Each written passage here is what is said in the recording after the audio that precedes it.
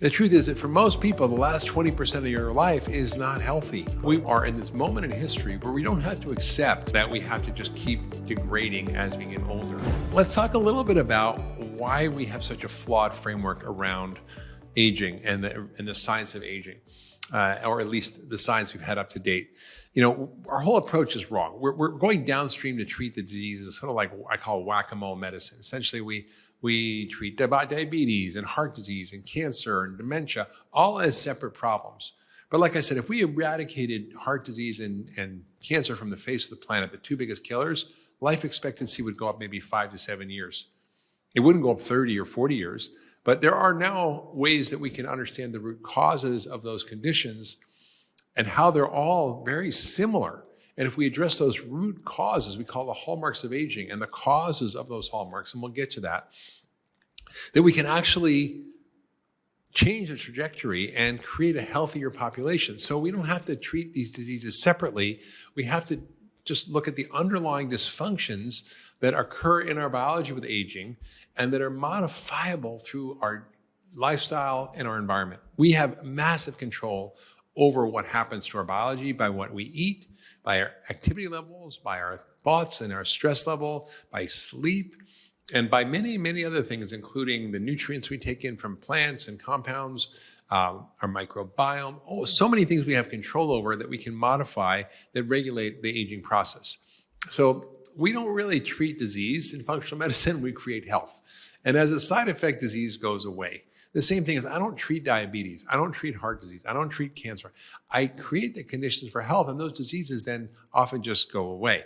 So when we think about, aging, for example, if you look at risk factors for diseases, we talk about risk factor management and prevention, but let's look at smoking.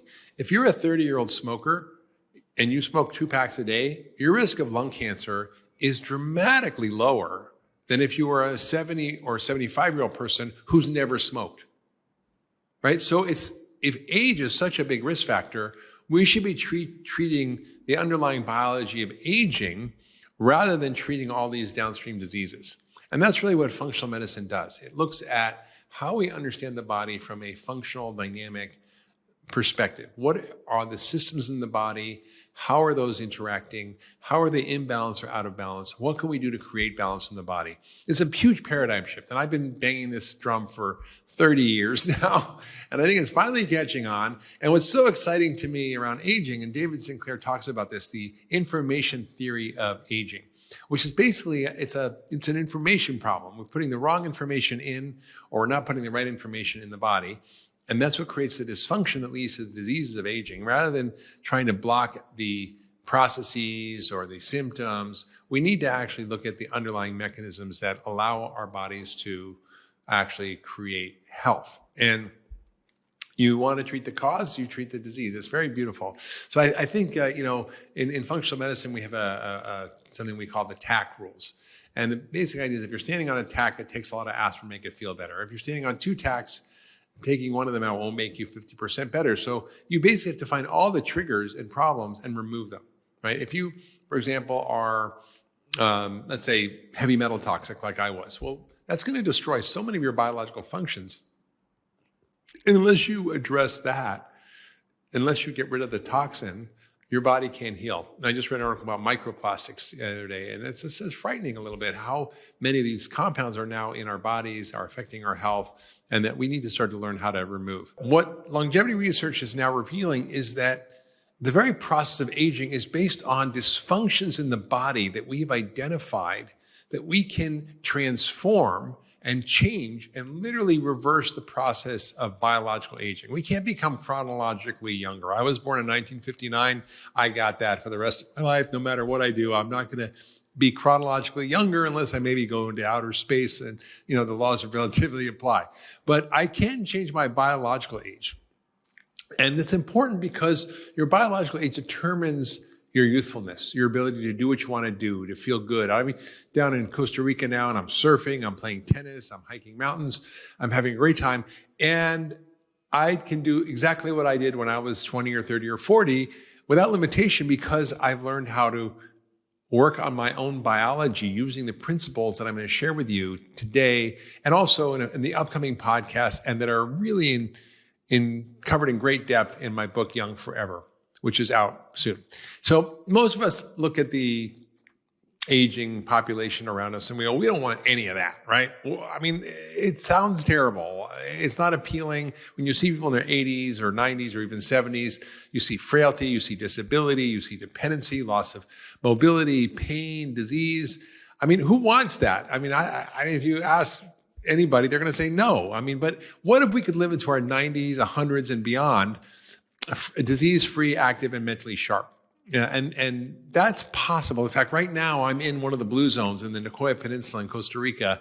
And there's people here who, I saw a guy riding his horse the other day who was 100 years old. He was upright. I mean, like most people think getting on a horse at 100 is a pretty stupid idea, but I count on it. And this guy was just super fit and healthy and 100 years old. And it was pretty impressive to see. So we have that potential within our biology if we learn how to create the conditions for health and remove the conditions for disease. So when we look at whether or not we can do that, the science is really telling us very clearly that we can. And that's what my book, Young Forever, is about. It's about the revolutionary science of how we can stay young at any age and how we can literally reverse biological aging.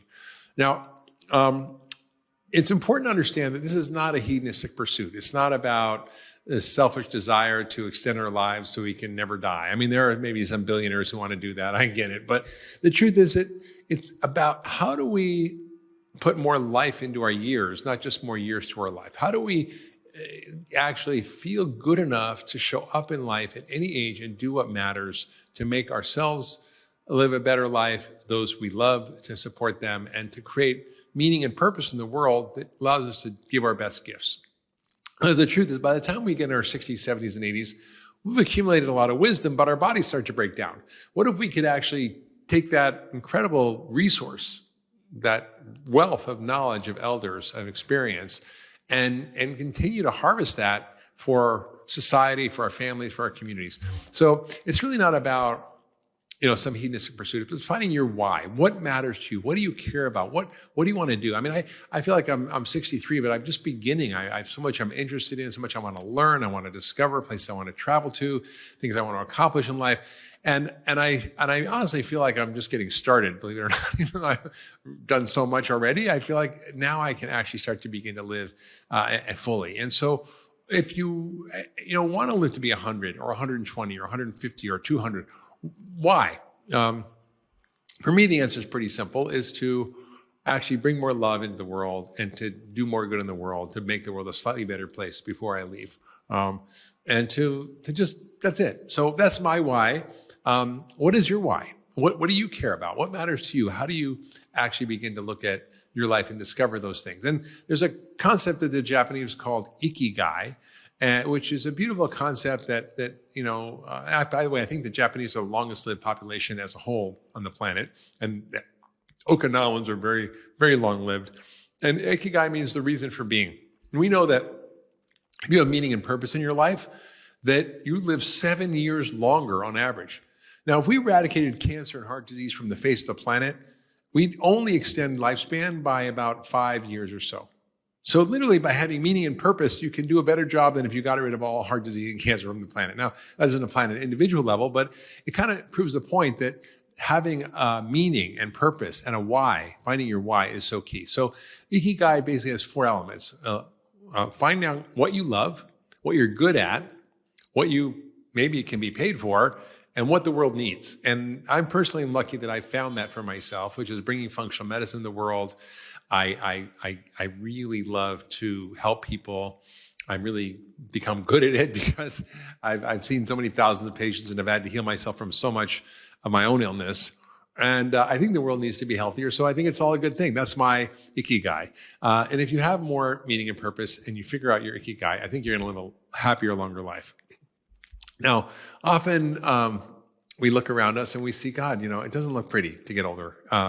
We reach our quote golden years and we're tired, we're spent, we're sick often. I mean, about 6 out of 10 Americans has a chronic illness. That's a lot of people. If you're over 65, according to the National Council on Aging, 80% of older adults have at least one disease and 68% have at least two. That's heart disease, diabetes, cancer, dementia. I mean, I get it. It makes sense why people don't want to live to be 100 because it's scary and it seems horrible, but it doesn't have to be that way. If you can imagine a life where you live to be 120, you go for a hike with your beloved, swim in a mountain pond, make a delicious meal, make love, and then drift blissfully off to sleep. That would be good. That's kind of how I want to go. Maybe 120, maybe 180. I'm not sure yet. I'm still working out the details, but I'll let you know how it goes. So let's talk about a key concept that I talked about in the book. It's called health span versus lifespan. And our health span is how many years of our life we are healthy. Our lifespan is how many years we are alive.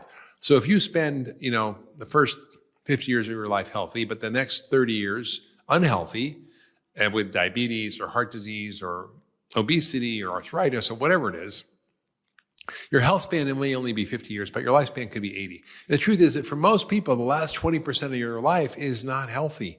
But in places like the blue zones, they're healthy and working and active, and their health span equals their lifespan. I met this guy, Pietro, in Sardinia, who basically was unbelievable. He was 95 years old. He was a shepherd.